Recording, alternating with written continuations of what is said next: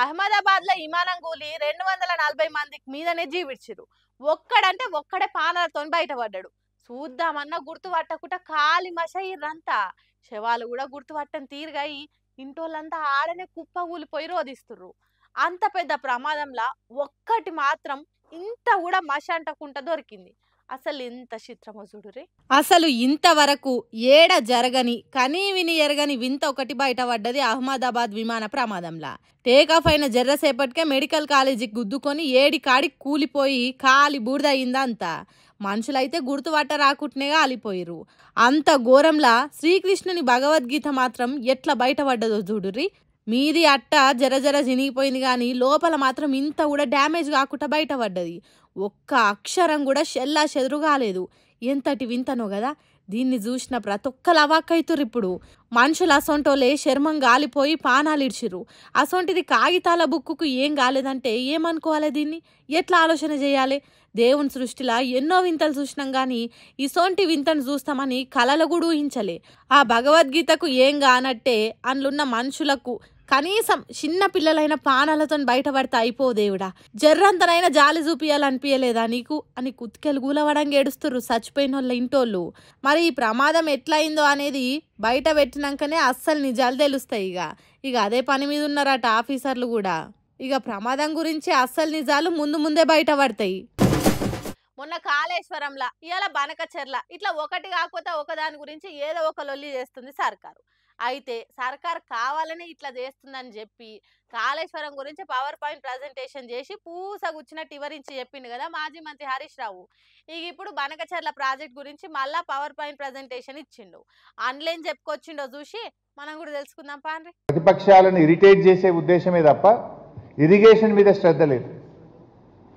ఎంతసేపు ఎవరికి ఎట్లా కేసు పెట్టాలి, ఎవరిని ఏ కేసులో ఇరికించాలి, అక్రమ కేసులు పెట్టుడు, అర్ధరాత్రి పూట అరెస్ట్ చేసుడు, రైతులకు బేడీలు వేసుడు, మహిళా జర్నలిస్టులను అరెస్ట్ చేసుడు, ఇది తప్ప ఈ రాష్ట్రంలో సాగునీటి రంగాన్ని ఎలా అభివృద్ధి చేయాలి, పక్క రాష్ట్రాలు కడుతున్న అక్రమ ప్రాజెక్టులను ఏ రకంగా అడ్డుకోవాలనేటువంటి శ్రద్ధ కానీ ధ్యాస కానీ ఈ ప్రభుత్వానికి లేకుండా పోయింది.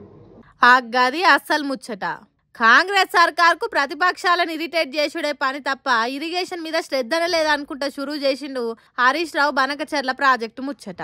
150 టీఎంసీల నిల్వ సామర్థ్యంతో బొల్లంపల్లి వద్ద భారీ కృత్రిమ జలాశయ ప్రతిపాదన.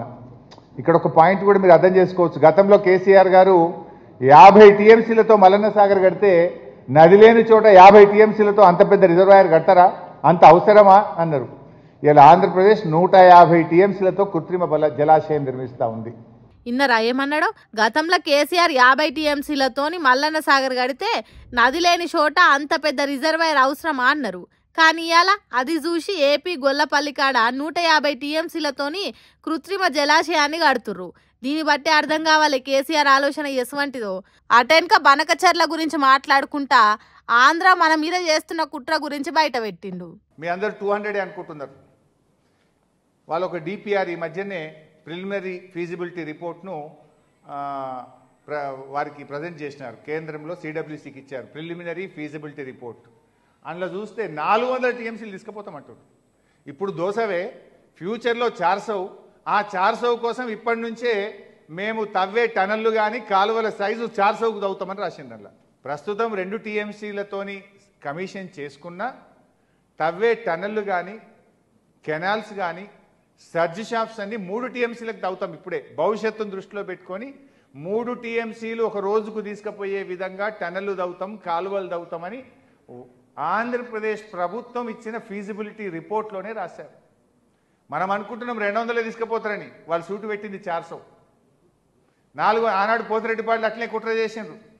ఆనాడు పోతిరెడ్డిపాడులో కుట్ర చేసి కృష్ణానదిని మొత్తం కూడా కొల్లగొట్టింది. ఇప్పుడు గోదావరిని కొల్లగొట్టే కుట్ర చెప్పేది దోసవు. ఇప్పుడు 400కు ఆల్రెడీ టన్నులు తవ్వుతున్నారు. ఆ గది అస్సలు ముచ్చట. ఆనాడు పోతిరెడ్డిపాడులో కూడా కుట్ర చేసి కృష్ణా నదిని కొల్లగొట్టిరు. ఇప్పుడు గోదావరికి కొల్లగొట్టే కుట్ర చేస్తున్నారు అనుకుంటా మండిపడ్డాడు. ఆంధ్ర కుట్రను సర్కార్ నిర్లక్ష్యం గురించి అరుచుకుండిగా.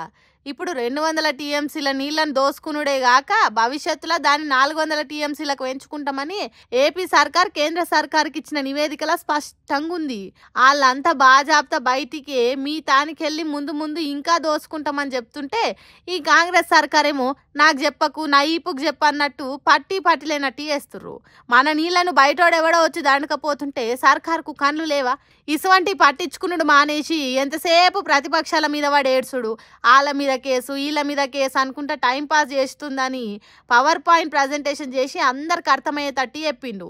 మరి చూసినాకనైనా మన సర్కారు ఆంధ్రోళ్ళు కేంద్రానికి ఇచ్చిన నివేదిక మీద ఓ నజరేస్తే బాగుండు అని మాట్లాడుకుంటుర్రు. నిత్య పాలిటిక్స్ను బాగా ఫాలో అయ్యే తెలంగాణ జనాలు మరి ఏం ఆలోచన చేస్తారో.